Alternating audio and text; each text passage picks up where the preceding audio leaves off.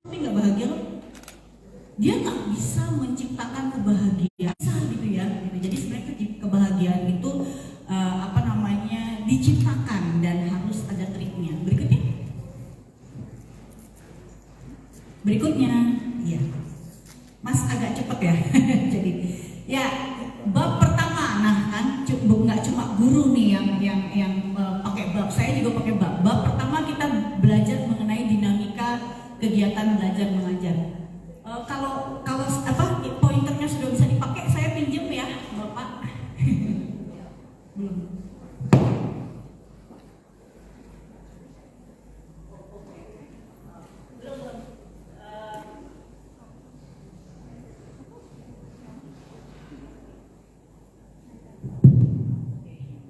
Ya, kegiatan belajar mengajar. Yang pertama, next, Bapak. Ya, tantangan sistem belajar masa kini. Jujurnya semakin kesini, sebenarnya kurikulum kita tuh berubah-berubah ya, Bapak dan Ibu. Jadi kalau kita ingat, saya coba runut ya, koreksi kalau saya salah. Tapi saya yakin mungkin Bapak Ibu guru juga nggak sedetail saya nih. Tahun 75 namanya PPSI, Program Pembelajaran Sistem Instruksional. Jadi kita tahun 75 ya, 75 mungkin banyak Bapak dan Ibu baru hidup, baru lahir ya kan, mungkin, atau ya kita lahir tahun 71, 70 ya. Artinya kita dibesarkan, kita sebagai orang tua sekarang dibesarkan oleh orang tua yang diinstruksikan. Sedangkan membentuk karakter itu dari dua situasi, belajar dan bermain. Kalau belajarnya diinstruksikan, mencatat, menghafal ulangan, betul nggak? Kita dulu begitu, ya kan? Jadi kalau kita nggak masuk seminggu, sakit tipes, sakit demam berdarah, catatannya lengkap, warna-warni, kita bisa dapat 100. Oh ya susulan ya Bu, Pak Guru, ya susulan bisa dapat 100. Karena tinggal ngapalin gampang Pak. Tapi semakin kesini, sistem pembelajaran semakin, apalagi sekarang namanya kurikulum merdeka, ya kan? Terus 75 tahun 84 namanya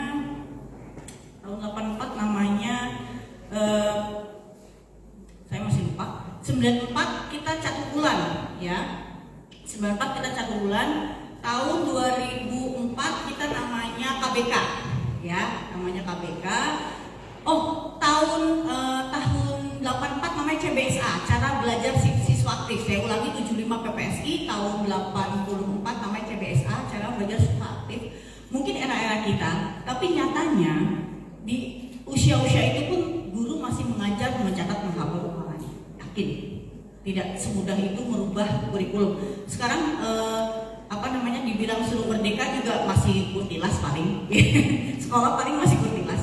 Oke, tahun 90 tahun habis 84, kemudian tahun 94 1 bulan, tahun 2004 itu KBK, ya kan, berbasis kompetensi. Tahun 2006 ganti lagi namanya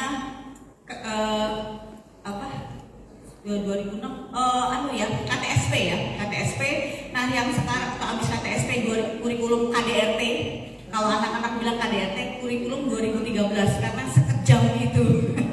Sekejam itu ya kan, Bapak Ibu ikut pusing. Nah, mudah-mudahan kita berharap dari kurikulum yang sekarang nih merdeka, apakah betul-betul merdeka? Nanti kita bahas.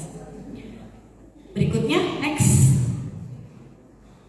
Nah, kurikulum merdeka bagaimana? Nah, ini mungkin ada yang bisa menjelaskan. Kalau saya sih kira-kira aja, karena ada tantangan-tantangan yang mom sama dad harus hadapi karena kita belum familiar.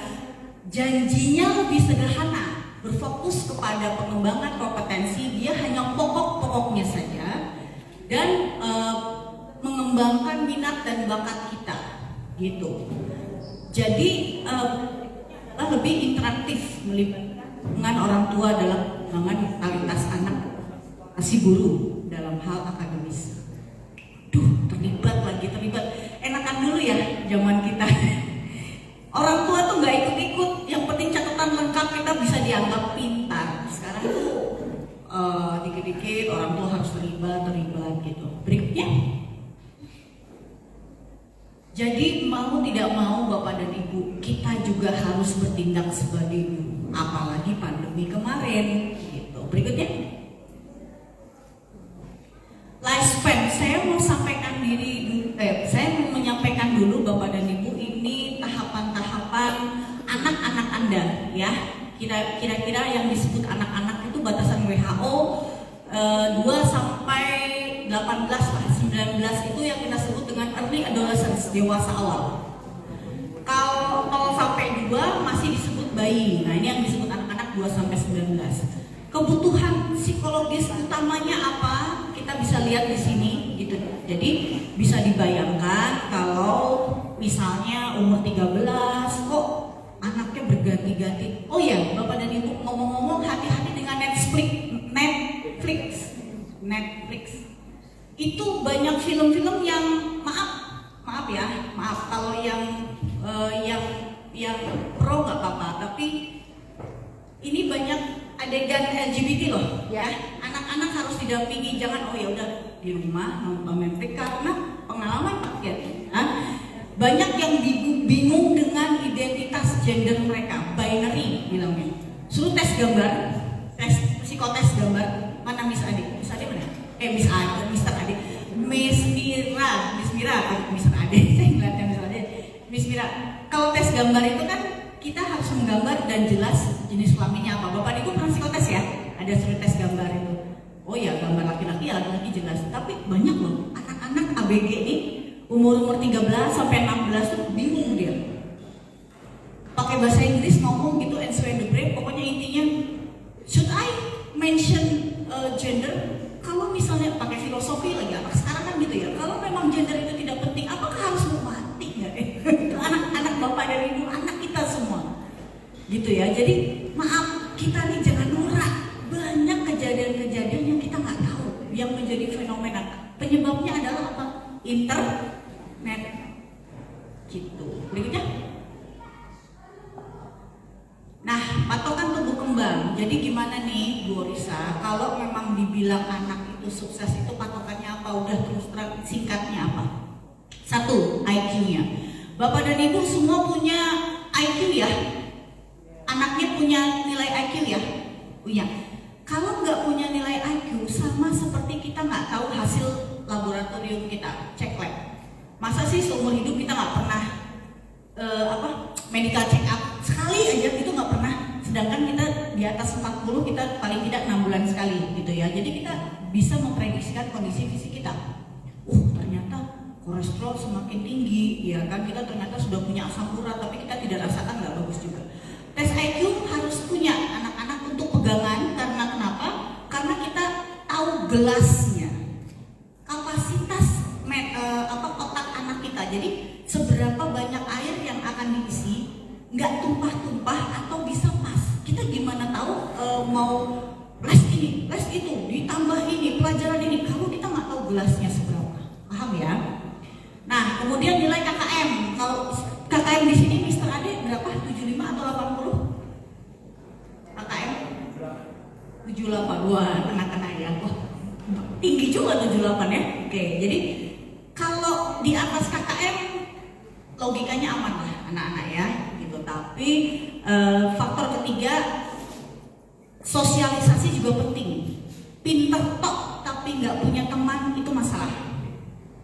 Jadi coba nanti mama-mama pulang tanya anaknya punya sahabat nggak, setidaknya 1. Kalau nggak punya sahabat itu masalah, yakin ya, karena berarti anak kita tidak punya keterampilan dalam sosialisasi dan berinteraksi. Sedangkan definisi sehat adalah anak tersebut bisa bersosialisasi. Nanti kita bahas lagi. Nah, 3 masalah real terkait sistem pembelajaran. Ada 5 hal ini. Nah, jadi tolong dipertimbangkan. Apakah anak-anak punya situasi-situasi seperti ini? Minat bakat saya nggak tahu. Jujur, di sini anak-anak, mam sama dad tahu nggak minat bakat anaknya? Benar. Ada yang mau sharing? Yuk kita interaktif aja. Boleh ya Mister Ade? Ada yang tahu? Boleh. Mama siapa nih? Ini aja Mama. Thank you. Saya Mama Rasya dari sorry suaranya lagi agak pengalaman selama ini dari memang Rasya umur 3 tahun, saya sudah melihat beberapa minat ini. Jadi memang minatnya adalah di language, di bahasa. Jadi waktu umur 3 tahun dia memang sempat minta ikut untuk les Inggris. Jadi waktu itu karena 3 tahun kan belum bisa membaca, jadi saya pikir ya nanti aja deh. Once umur 4 tahun saya bawa ke salah satu lembaga bahasa, and then saya masukkan, ternyata missnya juga membaca mengenai minatnya dia. Jadi sekarang saya memasukkan dia ke lembaga bahasa dan mungkin akan memasukkan ke beberapa bahasa karena memang itu passion dan memang minatnya dia. Oke, terima kasih Ibu, sharing yang luar biasa. Mudah-mudahan Mam juga ya. Kalau bisa punya bakat tapi juga punya minat, beda antara bakat dan minat. Banyak kita berminat.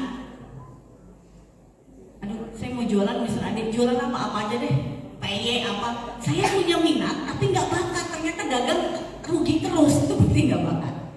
Jadi sebaiknya anak-anak selain punya minat, Mama aku mau dong ke Purwacaraka, berbakat nggak? Kalau dia berbakat, logikanya akan timbul prestasi, minimal ikut perform lah gitu. Jadi kalau bisa dengan prestasi itu lebih baik, gitu ya, Mam ya. Berikutnya, next. Nah, bab kedua tentang parenting, ya. Berikutnya. Nah, jenis pola asuh sudah paham ya, Mam, ya.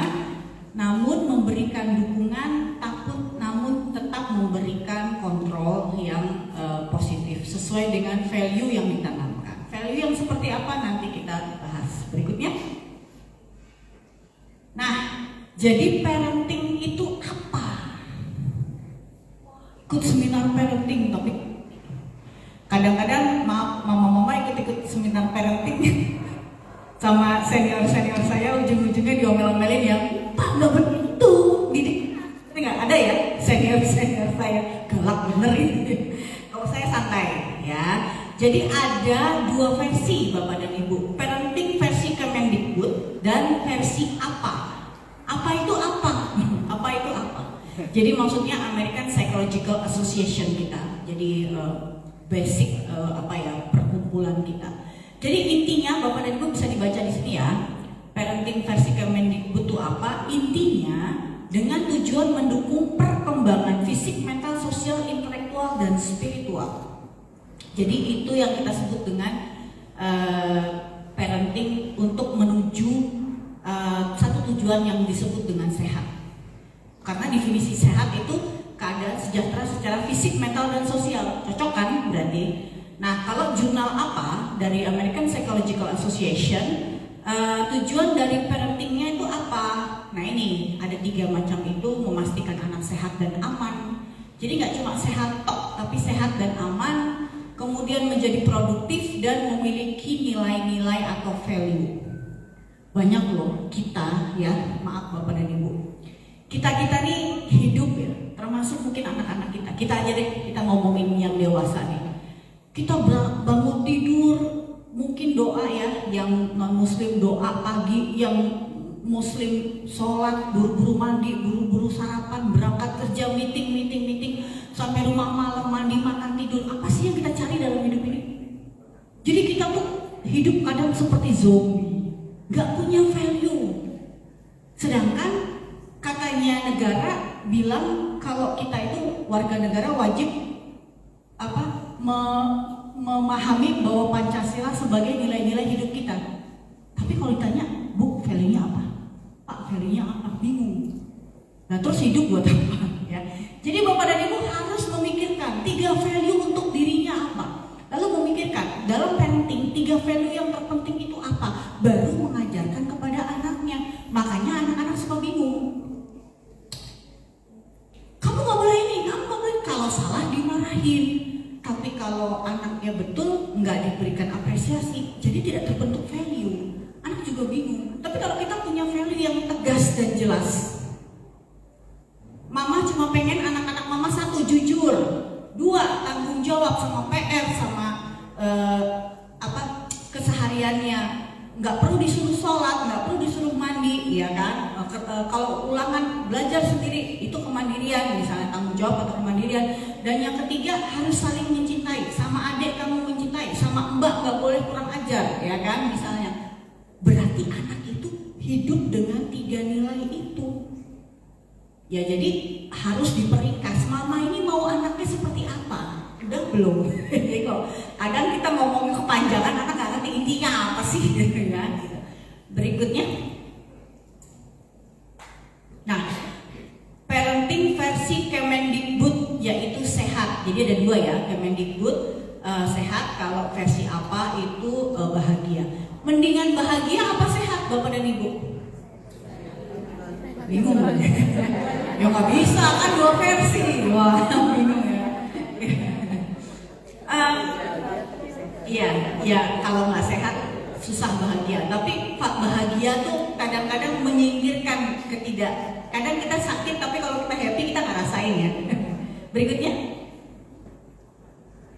Nah, mengingatkan saja tadi saya bilang apa itu sehat. Definisinya ada, saya pakai definisi yang paling mudah saja, Undang-Undang Kesehatan Nomor 23 Tahun 2003. Apa yang dimaksud sehat? Nah ini ada, ya.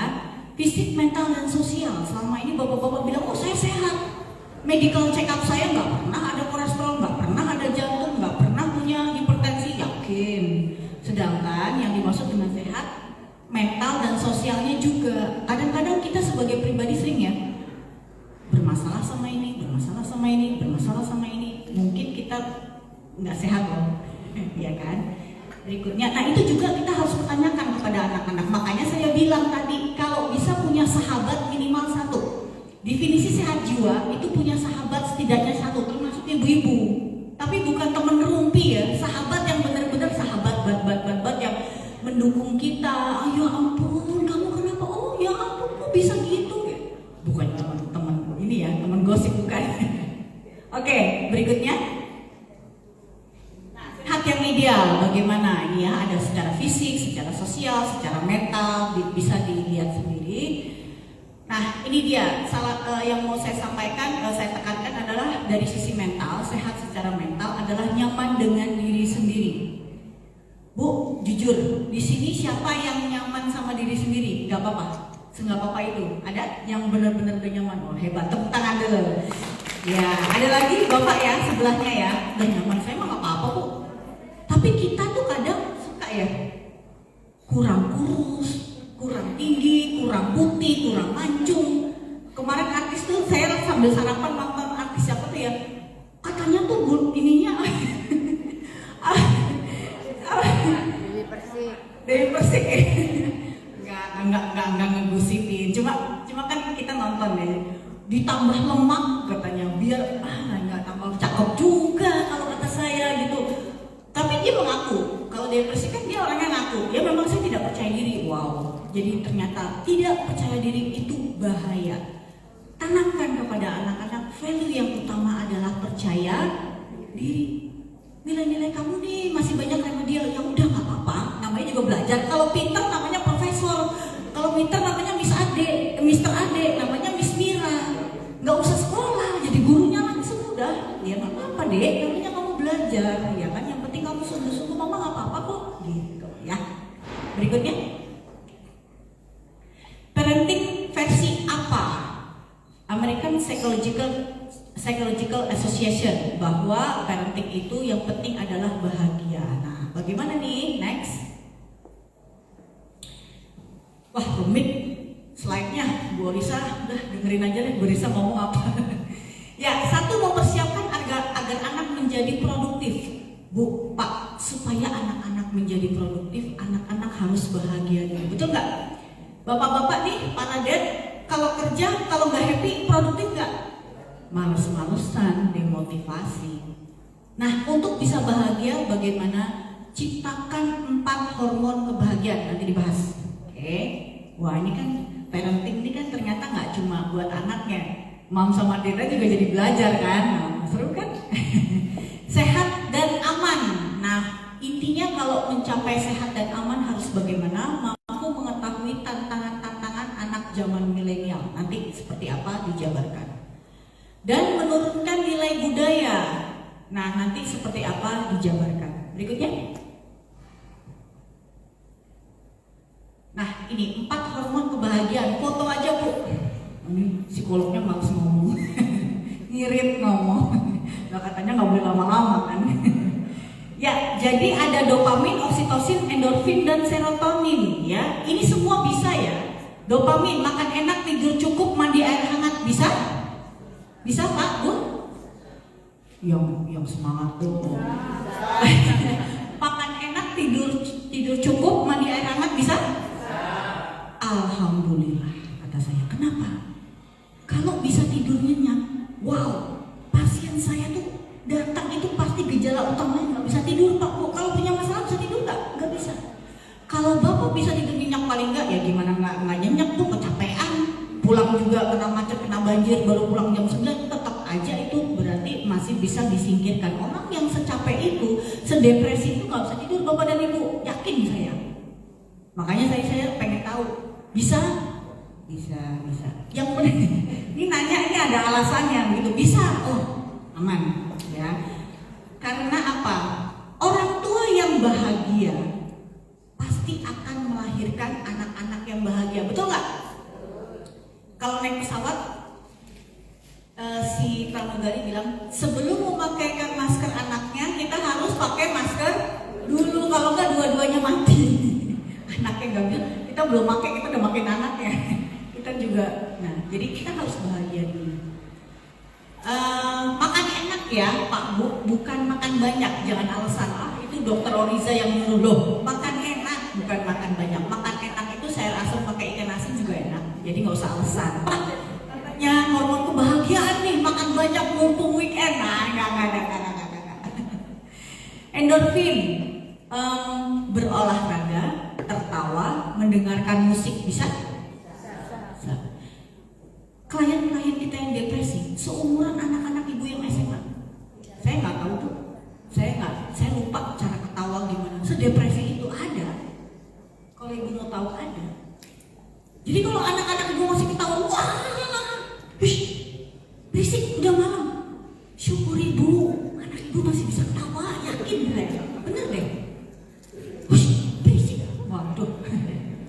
Jadi dopamin reward chemical, endorfin painkiller, oksitosin love hormone. Apa itu? Berbagi cerita. Makanya tadi saya bilang punya sahabat setidaknya satu supaya bisa berbagi cerita. Enggak berbagi cerita stres Bu, tahu-tahu mohon maaf ya, bercanda, bunuh diri banyak ya. Kalau diwawancara tayangan kriminal, oh orangnya pendiam, baik sih, baik. Orang Indonesia tuh kan nggak nyusahin orang tuh baik, tapi ternyata dia memang memendam perasaan. Tahu-tahu mereka kan targetnya Bapak dan Ibu, nah kan mau cerita semuanya. Kalau cerita ya tahan emosinya, tahan setahan itu ya. Terus cara orang tua kita yang dulu sistem PPSI, tahan. Wah, saya orang tua paling ngerti. Wah, semua omongan keluar nggak usah itu, bener deh. Anak-anak tuh tahu, anak-anak kita pinter. Bahasanya nih kalau boleh ngomong mereka, makanya kan suka dibilang ya, mama aku jayus. Apa Mr. Ade jayus? Mr. Ade masih tahu. Anak-anak ya. Apa nih? Jayus itu norak. Karena apa? Dengan internet, otak anak kita tuh sepanjang ini yang diceramahin kita cuma segini ya mama. Oke, mama ya, I know. Oke, enough mom, enough. Nah, serotonin berdoa atau beribadah, terpapar sinar matahari dan menikmati keindahan alam. Bisa? Sekarang kan udah nggak terlalu pandemi ya. Apa hubungannya berdoa dengan kebahagiaan? Psikolog bukan ngajarin agama, tapi kenapa kalau kita, makanya kalau orang tua kita dulu gitu ya, ngapain stres? Makanya sholat, bener gak? Kalau yang non muslim, makanya doa. Apa sih hubungannya? Boleh sharing? Gantian? Gak apa-apa, pendapat nggak salah. Sharing. Kenapa? Apa hubungannya berdoa dengan hormon kebahagiaan Bapak dan Ibu? Oke, saya jawab. Karena ketika kita kalau sembahyang itu, kalau sholat namanya khusyuk ya. Kalau khusyuk itu bagaimana Bapak dan Ibu? Otak kosong, hati kosong, tapi panca indera masih jalan, betul nggak? Kita masih dengar ada tukang sate lewat, ya. Kita dengar pintu ditutup, ada yang berat gitu ya misalnya. Tapi otak dan hati kita kosong. Sering-seringlah ada di fase itu. bisa tenang, ujung-ujungnya kita happy. Karena sering terjadi kalau anak sekarang bahasanya adalah overthinking. Mending kalau yang dipikir itu masalah-masalah yang penting, ternyata enggak. Ya kan, aku kok jelek, aku kok belum punya pacar, ya kan, aku nanti dapat PTN mana? Dicoba aja belum, ya kan, nggak tidur karena cuma gara-gara begitu.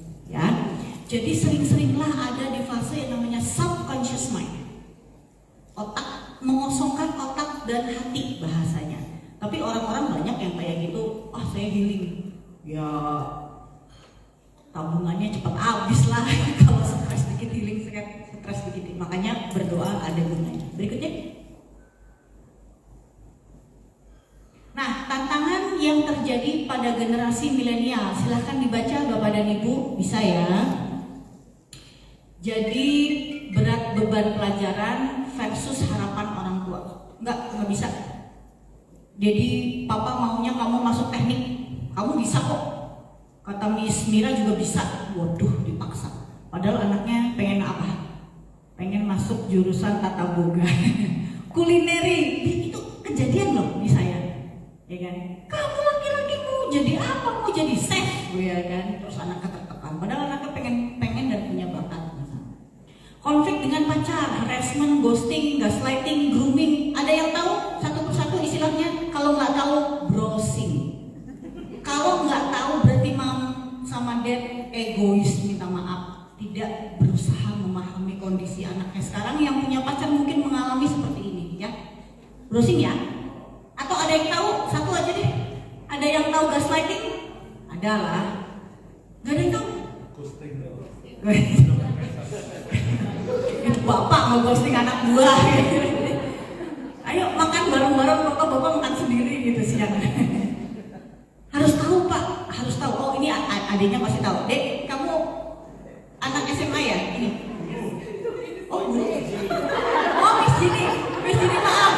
Aduh kamu mau minus sekali Miss, maaf. Waduh ini gurunya Miss Jini tahu gaslighting mungkin, grooming. Oke.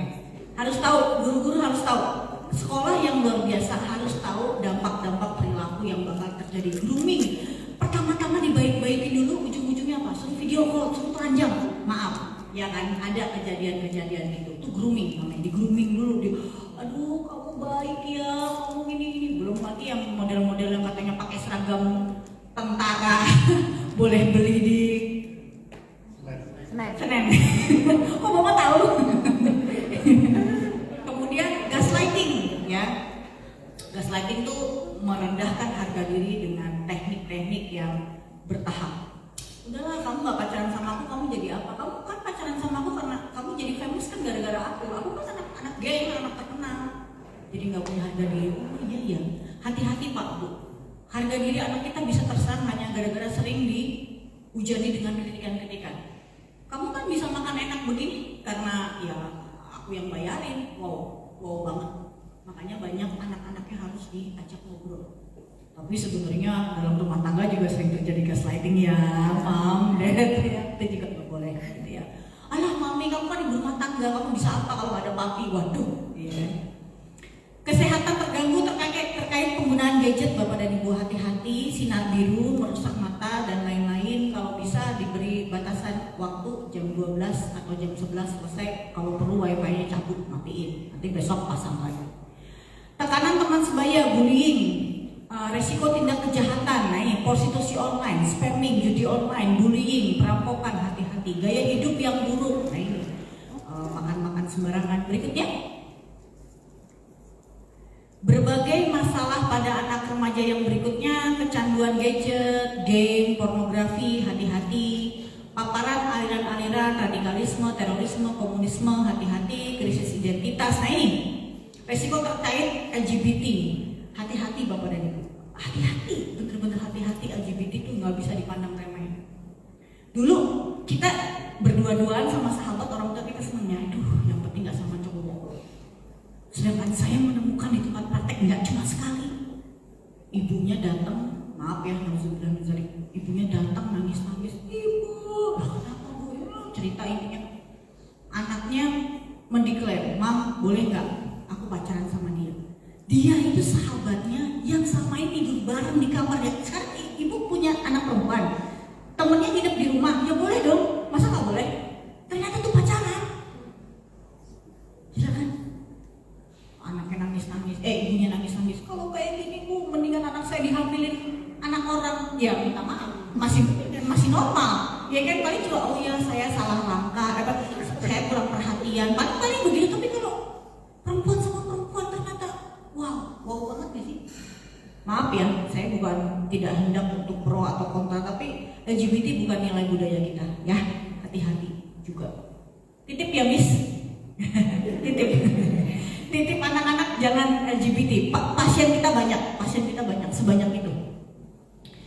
Kemudian berbagai gangguan klinis perilaku, narsistik, impulsif, kecemasan, hedon, anak-anak hedon sekarang, apalagi Shopee sekarang udah bukan murah lagi, udah bukan gratis ongkir lagi, udah bukan promo 12 13 segala macam, tapi udah pay letter. Yang penting dibeli, hati-hati. Ya udah sih ayah, ya udah sih papa, sepatu cuma 150.000 aja per lit. Loh kan kamu udah banyak ya, itu kan warnanya ungu sama kuning, aku yang merah belum punya. Wow banget gitu ya. Sedangkan dulu kita beli baju zaman kita kecil SD mungkin ya setahun 2 kali ya, lebaran sama ulang tahun. Oke, dan perilaku konsumtif pada anak-anak, hati-hati. Kenapa? Bukan soal konsumtifnya. Udahlah sih, udah deh Bu Risa, gak usah lebay. Saya kan kerja juga buat anak. Sekarang kalau nggak ngebahagiain anak, buat apa? Bukan itu Pak. Kalau kita membiasakan anak dengan mudah mendapatkan apa yang dia mau, nanti pengendalian diri dia menjadi terganggu, betul nggak? Ya minta maaf, memang berapa lama lagi sih hidup sama kita? Nanti dia punya suami, nanti dia yang laki-laki nanti punya istri. Kalau nuntut pasangan, aku dulu enak sama orang tuaku begini-gini, kasihan pasangannya, ya. Dan kalau dia anak perempuan, dia gaji suaminya kan itu seperti kita juga Pak, Bu, gitu ya, kasihan. Berikutnya, nah. Kita masuk ke value. Tadi kita sudah banyak di bab 2 ini kita padat ya materinya, kita belajar apa itu parenting, apa itu bagaimana cara menciptakan hormon kebahagiaan, dan berikutnya tentang nilai hidup. Berikutnya, apa itu nilai hidup? Nah ini bisa dibaca di sini Bapak dan Ibu. Intinya panduan menyiratkan baik atau buruk perilaku, ya, menetap dalam kebiasaan, norma budaya dan adat istiadat. Berikutnya, nah ini contoh value atau nilai hidup Bapak dan Ibu, ya. Jadi coba deh pulang nanti ngobrol sama istrinya, yang para istri-istri ngobrol sama suaminya, kita kayaknya harus menetapkan value atau nilai hidup deh. Kita dulu, kalau saya ditanya, udah sih Bu Risa jangan ngomong doang, Bu Risa value-nya apa? Coba ada yang mau tanya ke saya nggak gantian? Ayo tanya dong, ada yang mau tanya nggak? Bu Indah mau tanya nggak Bu? Bu Indah tanya dong sama saya. Value-nya apa? Ya, saya jawab ya. Saya itu value saya cuma 3 yang utama. Jujur, berusaha untuk jujur. Karena kalau nggak jujur repot diri saya, repot orang lain juga. Yang kedua, saya harus profesional bagaimanapun kondisinya. Kebetulan saya juga kan punya profesi. Dan yang ketiga, saya kerja keras. Dah itu aja intinya. Tapi kepada anak-anak apa? Tadi saya juga menanamkan jujur, ya kan? Aktif apa? Aktif berpikir, aktif merasa, dan yang terakhir harus happiness. Mau sepinter apa? Mau sebanyak uang apa kalau kita kasihan? Ya, itu nilai parenting saya ke anak-anak. Papa sekarang coba nanti pulang iseng-iseng, oh ya value aku apa ya enaknya. Jadi punya fondasi. Itu yang tadi saya bilang, supaya kita tuh hidup nggak kayak zombie, punya guidance. Jadi anaknya nggak bingung, oh ya. Pokoknya ya ayah aku itu ya Bu Orisa, yang penting aku harus jujur, aku harus ngerjain tugas-tugas aku, terus aku juga harus irit. Udah deh, papa mamaku tuh nggak bakalan marah. Oh ya udah bagus. Berarti kan value-nya sudah terpenuhi, nggak masalah juga kan? Gitu ya. Berikutnya. Nah, nilai hidup atau living of value menurut saya bagi anak-anak harus ada apa? Ini dia, acceptance. Apa itu? Berbenah diri dulu. Itu paling bagus. Dek, jangan kasar, ngomongnya jangan teriak-teriak lah. Mama kalau diceramahin dari A sampai Z, diberi isi pikiran, otak kita dimasukin doktrin A sampai Z. Mama nggak mau kamu pulang lewat dari jam 9, mama nggak mau kamu pakai rok mini, mama nggak mau kamu ketawa ngakak-ngakak sama cowok, mama nggak mau kamu pacaran. Oke, blok. Tapi kalau sekarang mengerti isi pikiran, Dek, bedanya sekarang begitu. Kalau sekarang nggak bisa, kamu nggak boleh pakai baju seksi, kamu nggak boleh pacaran, kamu nilainya harus di atas 7,8. Nggak bisa. Yang harus kita lakukan, Dek, kenapa? Nilainya kok masih 70 terus? Menurut kamu kenapa? Nggak tahu, Mam, aku juga udah berusaha. Wow, gitu ya, Dek. Apa kita perlu les ya? Kan aku udah minta sama maminya aja katanya mau cari-cari. Oh, oke. Dek, kamu deket ya sama Dio? Enggak, gitu-gitu aja. Enggak apa-apa, kamu lagi dekat. Ya. Kamu pacaran sama dia? Kenapa sih, Mama? Enggak, Mama nanya aja. Enggak, kamu pacaran atau enggak? Baru sih, baru jadian. Oh, emang hebatnya Dio apa? Ya dia ngingetin aku sholat sih tiap pagi. Kayak aku jadi semangat aja gitu loh, Mam. Oh, udah makan belum? Udah sholat belum? Udah bikin PR belum? Oh, pacaran versi anak kita tuh cuma gitu, dikasih semangat. Aku juga jadi rajin ngerjain PR, aku malu sama dia. Oh, ya kenapa? Kalau memang nyatanya begitu, maaf nih, kita sebagai orang tua kan yang namanya pacaran itu kan erotic love, bener gak? Wah, nanti dia ciuman, nanti dia uno. Tanya dulu versi dia pacaran itu apa ya, dan ternyata mungkin hanya otaknya lain sama kita.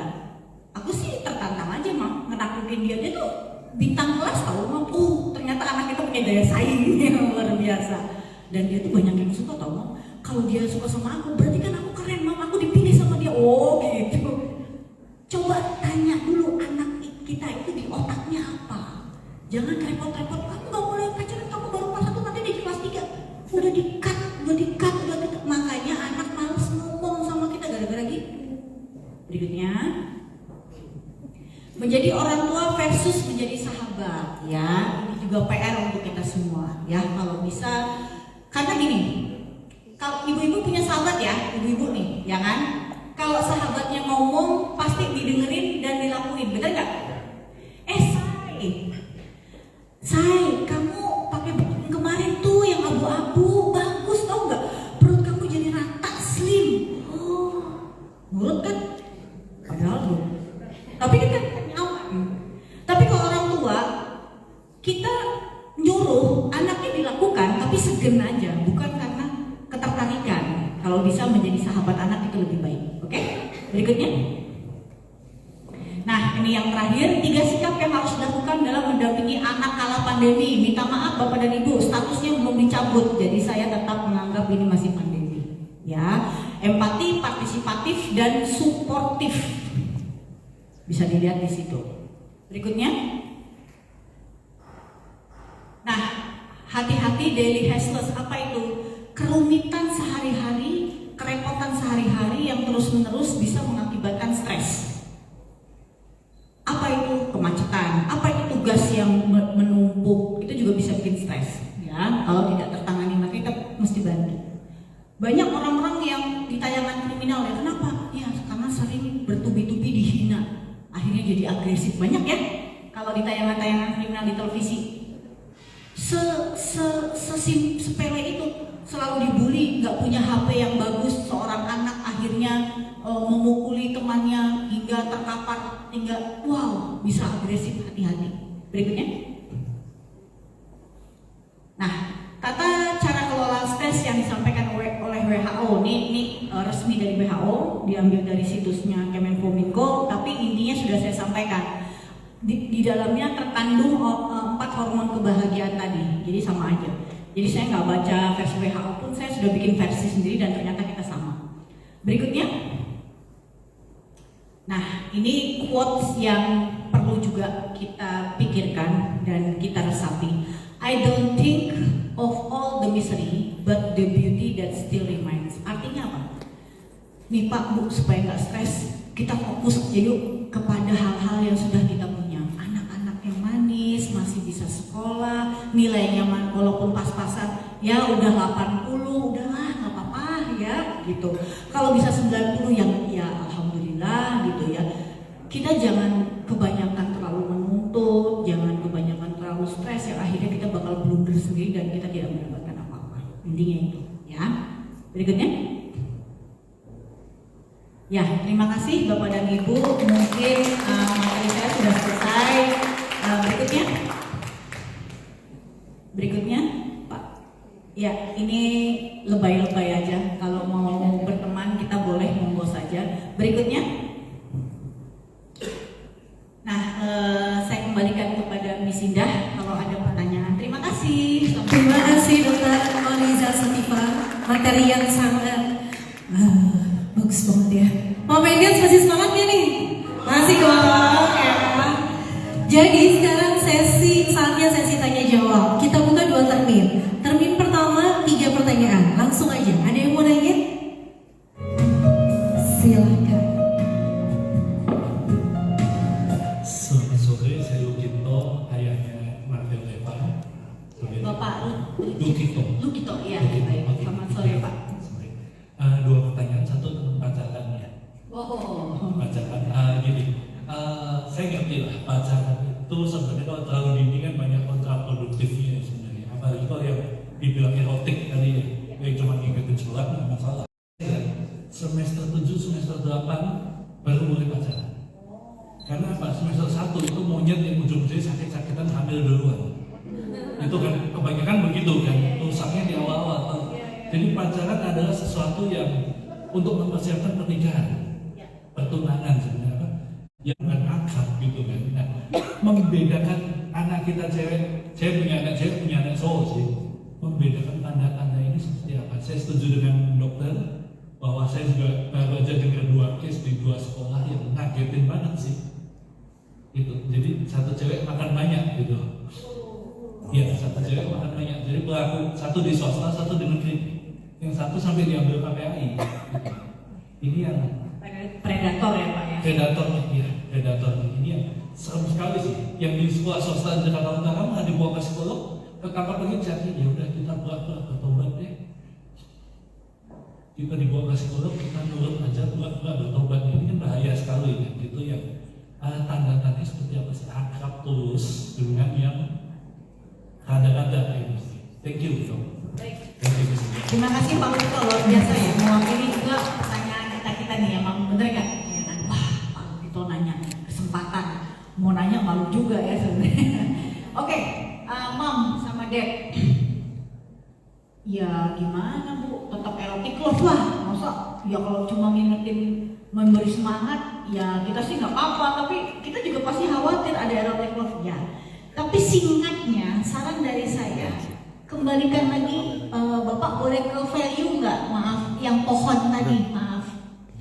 Kembalikan kepada value atau nilai hidup, minta maaf. Jangankan untuk kasus-kasus, maaf nih, anak-anak kita kan sekolah di Indonesia Raya. Tiap jam 4 sore pulang ke rumah, kita masih bisa pantau, walaupun mungkin kita nggak tahu apa yang mereka lakukan di malam hari ya. Tapi banyak ya, mama-mama yang mungkin punya teman anaknya sekolah di luar negeri, tapi baik-baik aja tuh, ya kan? Padahal, waduh, namanya Amerika jangan ditanya. Senjata itu udah bisa beli, LGBT itu sudah di-declare, dan ada yang di TikTok ya, saya nonton ya, itu anak-anak, anak-anak TK itu, jadi apa namanya? Queen apa sih yang istilahnya mereka tuh? Drag queen ya Mam. Jadi pertunjukan buat kalau di sini ada ya SD gitu kan panggungnya normal-normalnya anak panggung lah. Drag queen manggung, jadi memberikan edukasi nggak apa-apa pacaran laki sama laki, perempuan sama perempuan tuh gila sih. Ada akhirnya kan yang ngomen juga bule juga. Ya sih kita negara bebas, iya sih tapi nggak gini juga, nggak juga diajarkan di sekolah gitu-gitu sampai diprotes. Akhirnya mereka jadi kontrasih. Kita orang Indonesia baca aja puyeng, terus ada tuh yang komen orang Indonesia proud to be Indonesian. Untung kita hidup di Indonesia. Akhirnya yang like ada 1000. mungkin orang-orang Indonesia juga. Kalau udah gini kita jadi lebih enteng hidup kita kan, gitu. Karena kita tidak mentolerir hal-hal semacam itu. Nah jadi gimana nih kalau sebaiknya di sekolah? Sejujurnya kalau dari pihak sekolah pun pasti akan mengklaim kalau sudah di luar sekolah ya bukan tanggung jawab kita, mom, dad, yakin ya kan. Tapi sekarang kita semua antara pihak sekolah dan pihak orang tua di rumah tetap bisa punya persamaan visi dan misi asalkan value-nya sama, yakin ya kan.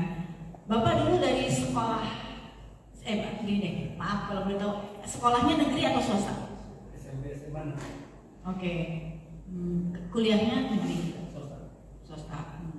Kalau misalnya Bapak dan Ibu ada nih yang sekolahnya mungkin maaf, sekolah-sekolah Katolik terutama ya, itu kan value-nya jelas ya mereka. Keras, anak-anak Gonzaga, Tarakanita, itu tuh pembentukan karakternya kuat gitu ya. Sekarang diikuti sekolah-sekolah Islam juga ya kan gitu. Penabur juga, Kristen juga ikut. Jadi kalau value-nya jelas, anak-anak gak menyimpang, yakin, udah itu kuncinya Pak. Jadi kita kuatkan value dari keluarga dulu. Semua juga saya yakin, sekolah-sekolah lain juga bilang gitu. Pembentukan dari rumah, Mam. Iya, jadi gitu Pak. Jadi Bapak mau banyak harus ngobrol. Kalau anak laki-laki harus dekat sama Bapak. Kalau anak perempuan harus dekat sama Ibu. Gak ada sekarang, gak boleh ada istilah iya papanya cari kerja, papanya yang cari uang, ibunya yang didik anak. Gak ada gitu. Makanya banyak anak laki-laki sekarang mohon maaf seperti feminim karena gak dekat dengan figur bapak, bener kan? Iya, gak bisa, mau gak mau ambil alih. Paling tidak 1 minggu diajak ke bengkel lah, diajak mancing lah, diajak ngobrol. Kamu udah mimpi basah belum? Udah, kalau kayak gitu hati-hati kamu ya sama cewek. Cewek itu, kamu kalau sama cewek, kamu harus bersikap gentleman. Gentleman itu gimana? Gak celamitan, ya. Namanya gentleman itu gak celamitan. Gak celamitan tuh kalau misalnya kamu deket, gak aji mumpung, grepe-grepe, pegang-pegang. Kamu boleh pegang hanya untuk menggandeng dia kalau dia nyebrang. Kamu punya duit, dia gak punya duit, dia lapar, kamu kasih. Nanti apa ganti? Belajar untuk gentleman. Itu kan value Pak. Sebenarnya ya minta maaf sampai terjadi hamil di luar nikah apa ya karena tidak ada value. Sebenarnya kita juga yang salah sih kalau boleh gitu. Karena ya maaf ya, kita juga sebagai anak di zaman dulu, kita juga bahasanya sering dong pengen aur-auran. Coba rokok, denger gak apa ya? Coba rokok. Kita juga kan takut, ya kan? Si itu punya ganja loh, selinting. Kita kan takut karena apa? Yang membuat kita tidak melakukan itu apa? Respect terhadap orang tua. Ya dong. Nah, jadi kita mau yang terpenting adalah memberikan value itu penting sekali, ya. Sekarang jangan dipikir kayak minta maaf nih, wah yang penting saya sebagai orang tua sudah sukses, kok bisa nyekolahin anak di sekolah yang luar biasa, global mandiri, ngasih makan yang terbaik, GoFood-nya aja sehari 500.000, ya kan? Udah bener saya jadi orang tua, wow banget, nggak bisa. Makanya anak-anak begitu lulus SMA nggak tahu ambil jurusan apa, nggak tahu. Banyak ya, nggak bisa nih mom dad ya, anak-anak yang mau lulus ini ngambil jurusan kuliah apa aja nggak tahu, nggak bisa, nggak boleh kayak gitu, nggak boleh. Itu yang menurut saya masalah. Kalau mama bilang atau anaknya gitu, wah Lisa, tante, papaku pelit ngasih uangnya pas-pasan, malah saya belain. Papa kamu lagi nabung nak. Kamu kan mau kuliah, nanti S2 kamu di luar negeri, ya kan? Kamu kan juga nanti nikah perlu biaya, kamu gak mau mobil, papamu lagi kumpulin uang, malah saya belain. Tapi kalau aku gak tahu mau ngambil kuliah apa, saya marahin, kamu gimana sih? Gitu ya. Saya juga negur orang tua, diajak ngomong. Kayaknya kalau jadi ahli IT itu keren loh nak sekarang. Oh bisa pak, ya kan? Oh sekarang lagi musimnya artificial intelligence, ya kan? Dan itu nggak bisa lepas nak dari ini.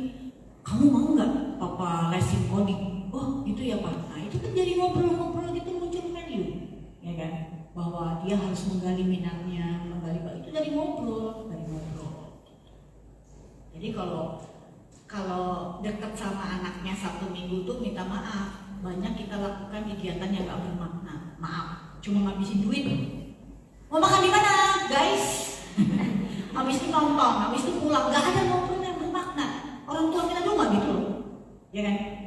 Kita makan ya makan di rumah, paling happy-nya tuh mama kita pulang dari pasar bawa ayam, dia ngungkep ayam, goreng ayam, kita bisa makan lebih dari 2 ayam, udah seneng banget. Dan tapi orang tua ngobrol sama kita, tahu nggak? Itu tuh anaknya tetangga kita yang situ, masa dia bentak papanya, kalian jangan gitu ya nak. Oh iya pak, papa nggak suka loh gini. Itu kan value apa? Kepatuhan, ya kan? Hormat kepada orang tua, toleransi antar umat beragama, respect.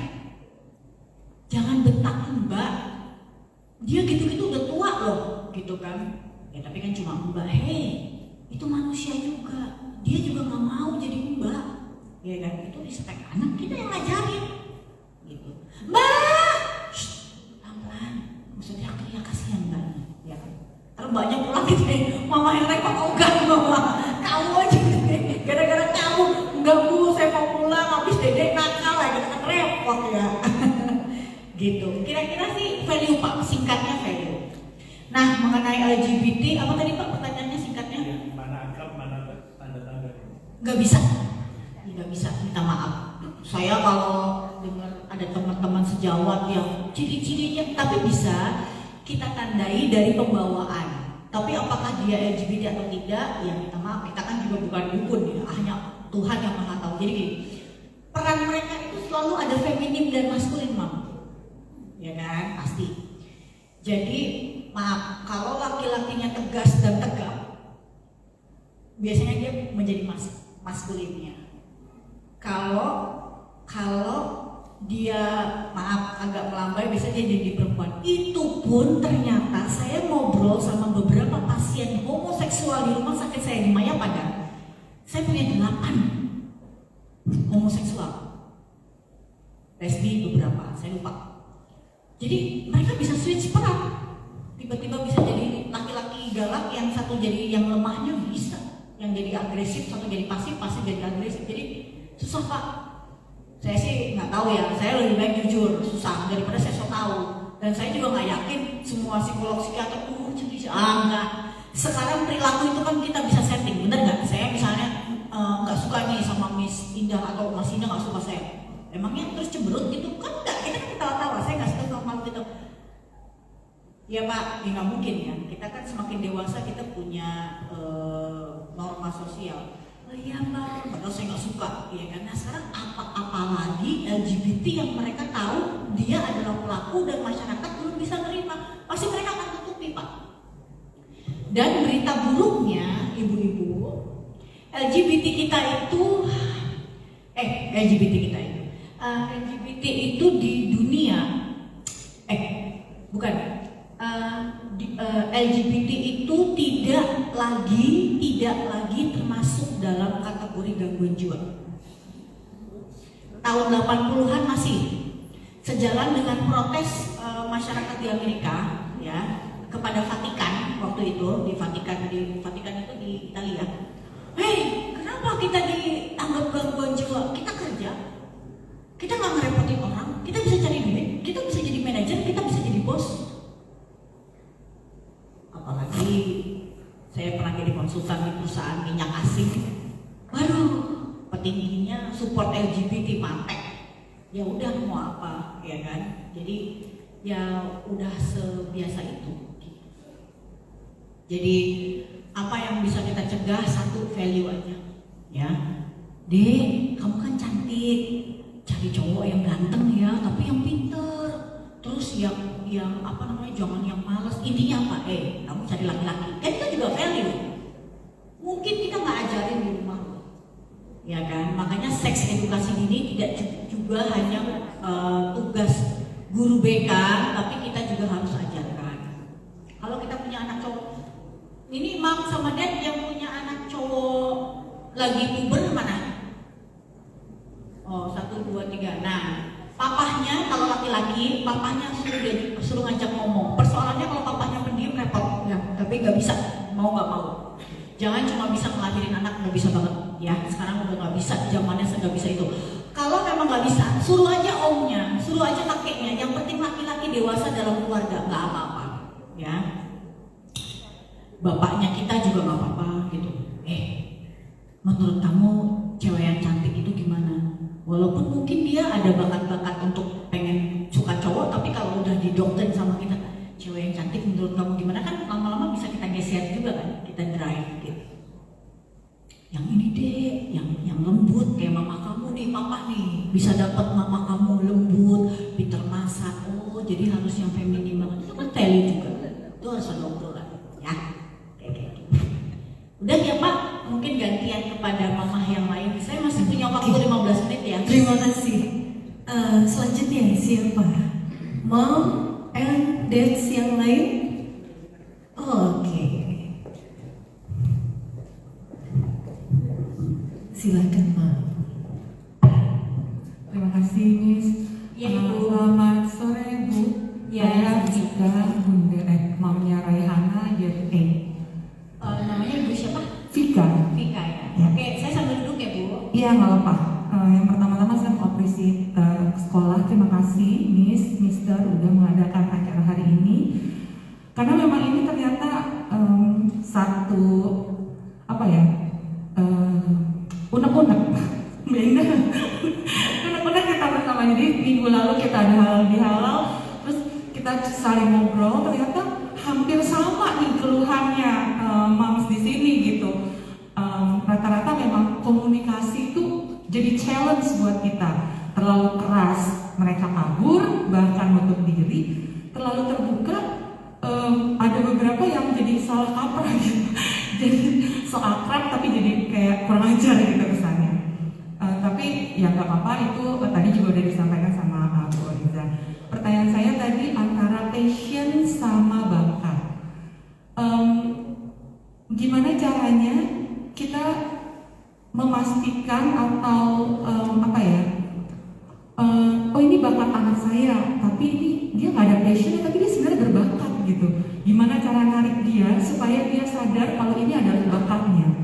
Jadi anak saya itu kayaknya berbakat di musik gitu. Terus dulu dia sempat saya ajakin main musik, tapi dia nggak tertarik, dia lebih gambar. Terus tiba-tiba di ulang tahun yang ke-14 dia minta hadiah drum, yang which is saya dia perempuan by the way.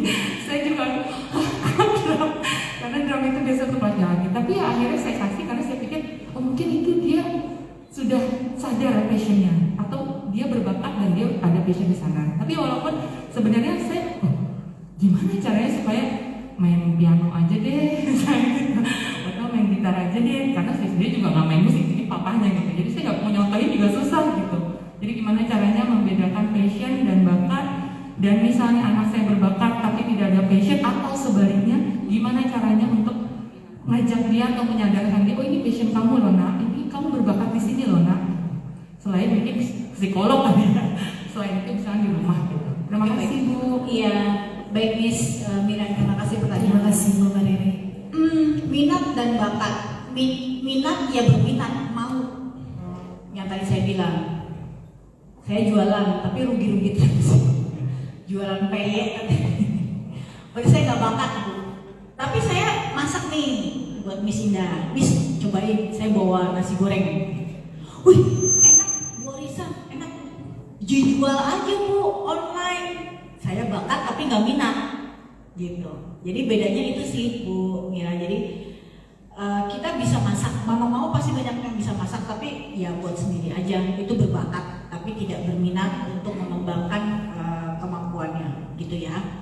Bakatnya, tidak berminat untuk mengembangkan bakatnya. Jadi kalau tandanya bakat itu biasanya dia lakukan terus-menerus Bu, konsisten. Contoh, kalau tadi anaknya drum, biasanya mungkin lagi makan siang, lagi di meja makan, dia ketok-ketok tuh garpu sama sendok, ya kan, main drum. Atau dia ketuk pakai pensil sama bolpen, meja, deh berisik. Tapi kok dia terus-terusan berhari-hari lakukan itu, mungkin dia berminat. Dia berminat. Yaudah deh, kalau kamu gini terus tanggung deh, gitu ya.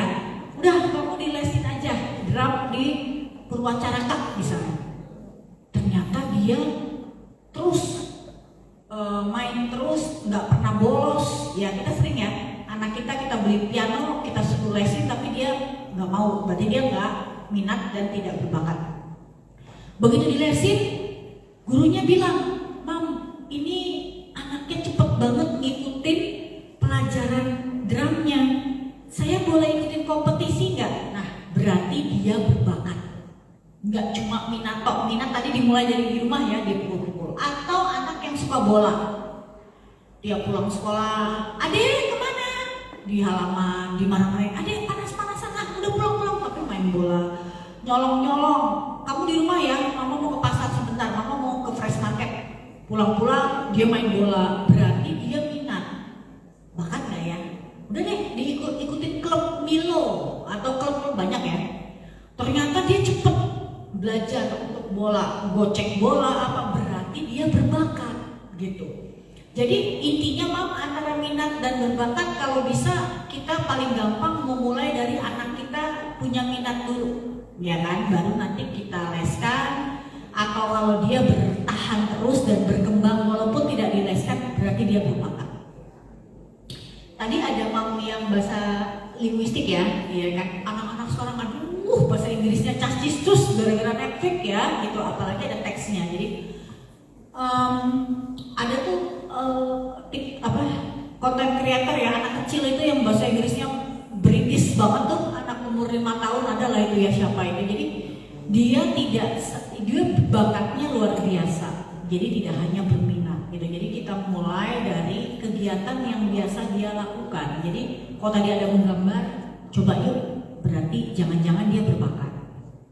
Terus dia suka bantu-bantu mama di dapur, mungkin dia kuliner, dia berbakat misalnya. Atau suka nonton film-film bahasa Korea atau bahasa ini, mungkin dia berbakat karena dia minat tiap hari nonton Korea misalnya. Jadi dimulai dari situ sih, Mam, gitu. Ada cukup, Ibu? Iya. Tapi kalau misalnya paling valid ya diteskan saja. Di psikotes itu ada tes minat bakat yang nanti keluar semua, gitu. Sudah? Atau boleh satu pertanyaan lagi? Satu pertanyaan lagi, Dokter. Adakah? Silahkan, Mam Rasya. Ibu lagi. Oke. Terima kasih, saya Arum, Mam Rasya. Dr. Oriza, tadi disampaikan di presentasinya bahwa tahap awal untuk mengetahui kapasitas dari anak kita kan melakukan tes IQ ya. Nah, sebaiknya nih, saran dokter, apakah tes IQ itu harus dilakukan beberapa kali? Maksudnya sekarang kan di SMP sebenarnya kita sudah melakukan, dan nanti apakah nanti misalnya di senior high harus dilakukan lagi? Karena apakah kami kan saya selaku orang tua kan ingin mengetahui sebenarnya ketika dia misalnya di junior high dia punya IQ misalnya di atas 125 gitu. Nah itu kapasitas apa yang harus saya lakukan, misalnya saya harus memberi les ini supaya dia tidak stres. Nah apakah itu akan berubah selama perkembangan masa pertumbuhannya mereka, dan saran dokter berapa kali sih sebenarnya kami selaku orang tua untuk bisa mempunyai indikator terkait kapasitas yang dimiliki anak kami. Itu saja sih, terima kasih. Oke, baik, terima kasih. Pertanyaan sekaligus menutup ya. Tepuk tangan dulu untuk mama-mama dan papa yang bertanya. Jadi intinya gini, Bu, kalau medical check up tuh disarankan 6 bulan sekali ya. Idealnya sih 6 bulan sekali. Walah, setiap 6 bulan sekali keluar duit gitu ya, nggak usah lah. Minimal SD sekali, masuk ke jenjang SMP sekali, itu minimal lah gitu ya. SMA sekali, nanti mau kuliah tes sekali lagi gitu, paling gitu sih sarannya. Nah terus kalau ditanya apakah tes IQ bisa berubah nilainya, sekarang 100, apakah besok turun atau naik? Deviasi itu besarnya plus minus 12 poin. Jadi kalau misalnya IQ-nya misalnya cuma 100, berarti kalau minus 12 berapa ya? 88. Kalau nanti naik yang maksimal hanya, mohon maaf, 112. Kalau ternyata kemarin 100, kok SMP bisa tiba-tiba 140? Nggak mungkin. Yang salah yang mana nih? Nggak ngerti. Jadi harus dites ulang gitu. Jadi deviasinya paling hanya plus minus 12 poin. Dan tes IQ juga seperti minat bakat, ada faktor genetik gitu. Jadi mam sama dad juga harus tahu IQ-nya berapa. Saya 100 misalnya, suami saya 100, ya anaknya harus 12 lah gitu. Mungkin dengan stimulasi belajarnya hebat ya 120 masih masuk akal. Tapi kalau kita 100, suami kita 100, anak kita 140 gak mungkin banget ya. Enggak kok, tetap deviasinya tetangganya. Bapak dia, saya udah serius Pak. Jokes akhir minggu ya, akhir weekdays ya, Pak. Tetangganya pintar, orang tetangga Pak. Bisa aja kalau gitu mah. Masa ada tetangga. Atau memang ya minta maaf ya, kita punya anak yang memang kita adopsi, itu biasanya agak beda. Saya kalau banyak kita punya klien ini orang tua nggak ngomong, bapaknya ada misalnya dia atas diplomat misalnya, ada satu negara misalnya Malaysia, ibunya dosen ya, kalau jadi dosen minimal 120 lah, di atas rata-rata lah 111-an, tapi anaknya IQ-nya cuma average rata-rata 96. Itu saya diem aja. Kalau cerita alhamdulillah, kalau nggak cerita ya wes, kita tahu. Akhirnya baru pertemuan berikutnya, kedua baru ngomong, iya Bu, kami kan tidak ada anak. Oh, jadi Bu tahu kan maksud saya, iya Pak, karena ini beda banget. Kita kan wawancara dong, ya kan? Oh bapaknya kerja di bidang apa Pak? Ini bapaknya diplomat kok, istrinya S2 gini. Masa anaknya agak jauh gitu. Jadi kita sebenarnya sudah tahu psikolog itu mungkin gitu. Jadi biasanya sih seperti itu. Kenapa Pak? Ya. Bisa dia misalnya tiba-tiba naik jadi 120 bisa aja sih gitu. Tapi normalnya kalau biasanya ditandainya kalau turun tuh nggak bisa anjlok banget. Nyaris jenius, berapa jenius? 140 ke atas. Kalau bapak dan ibu saya nggak kurang tahu kalau di sini ya, misalnya anak-anak sekolah SMA 8 misalnya, Anisius misalnya, itu kalau dites pasti 140, minimal 130 anaknya yakin. Kalau enggak dia udah keseok-seok udah nggak naik kelas